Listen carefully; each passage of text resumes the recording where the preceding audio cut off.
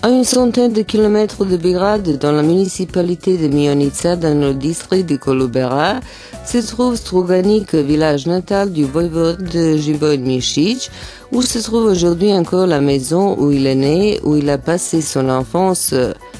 Après la reconstruction en 1987, la maison a été transformée en musée et elle est sous la protection de l'État.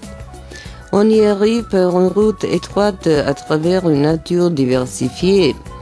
Le complexe mémoriel du voïvode doué de l'armée serbe est composé de parties ethnologiques et historiques.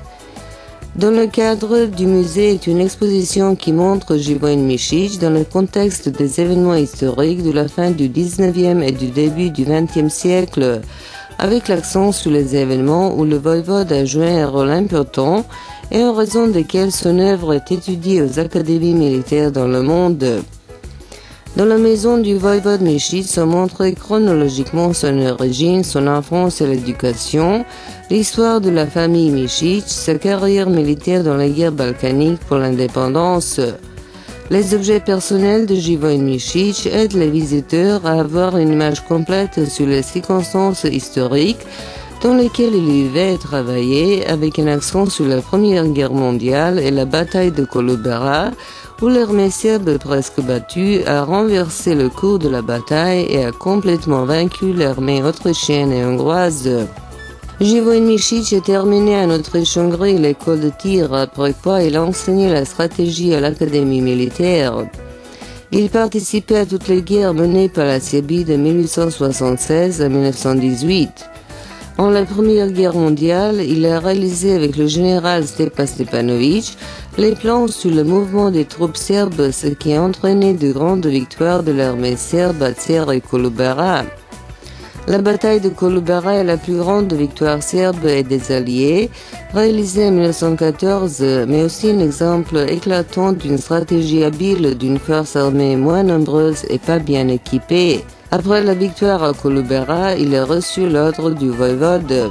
Après la guerre en 1918, Živojin Mišić a été nommé chef de l'état-major. Vers la fin de la vie, il se guérissait en France qui lui a accordé l'hospitalité digne d'un grand homme. Il est mort le 20 janvier 1921 à Belgrade. Il était marié avec Louise Krückner et il a eu avec elle 3 fils et 3 filles. Tous les 3 fils ont participé à la Seconde Guerre mondiale, 2 ils sont morts.